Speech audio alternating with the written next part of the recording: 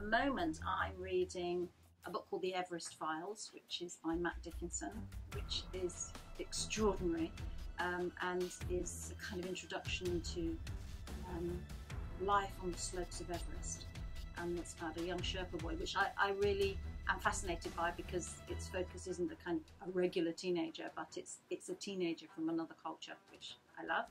I've more or less finished now reading the Terry trilogy, and that's kind of more in my field, and they're absolutely amazing.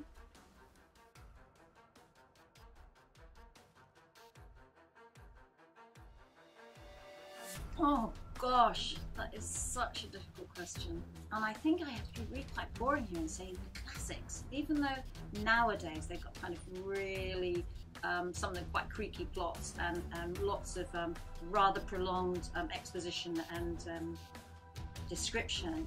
There's something about them and the kind of level of language that they use that's really inspirational. Recently there's been on television the Three Musketeers, which I absolutely adore, and I'm totally in love with Porthos. I recently reread the complete Alexandre Dumas series, and you know, they're absolutely fascinating. Not only that, their plots are amazing, and you know, we can learn a lot, I think, from, well, I certainly learn a lot from rereading stuff that has lasted the test of time.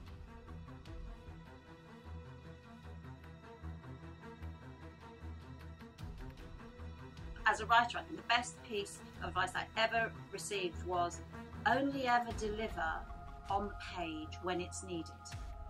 And you know, so don't run ahead of yourself. You make yourself wait, you make your audience wait, and you deliver your scene or your piece of dialogue or your one-liner or your reveal at the moment that it's needed, neither a second before or a second later. And I think that really sharpens a plot, because there's nothing as fascinating as getting totally lost in a book and the page is turning and you looking at the width or measuring the width at the end of the book and thinking, oh no, I'm going to finish this by this evening, and wanting it to be more.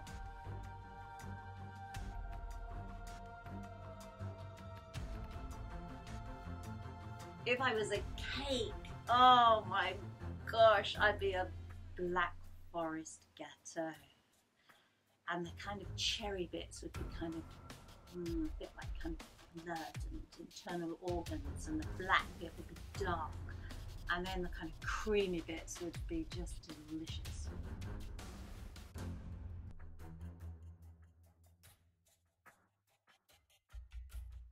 I think I'd like them to ask me, what is my next book? Because I'm always more interested in the one I'm going to write than the one I've just finished writing. By the time the one that you've finished is going through an editorial process, you're already way into the next one, and you're really totally excited and totally passionately in the zone of the next book, and then you have to kind of drag yourself out of that and then cut back to the previous book. It's difficult getting in and out of those zones, so I think the question is, yeah, what are you writing next?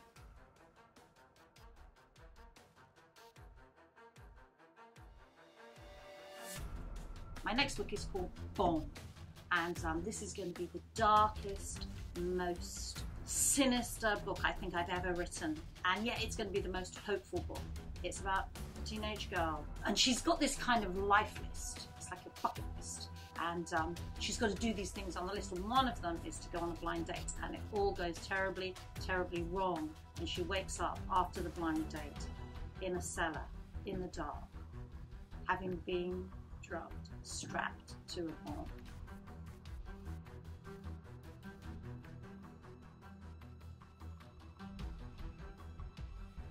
Ooh, to boldly decide. Well, I love both of them, but I think if I had to take one box set to a desert island, it would have to be Star Wars rather than Star Trek. Although I love the characters in Star Trek, but Star Wars is just such a beautifully composed piece, you know, with those kind of parallel storylines. And then, of course, there's Harrison Ford, a young Harrison Ford. You know, it's a no-brainer.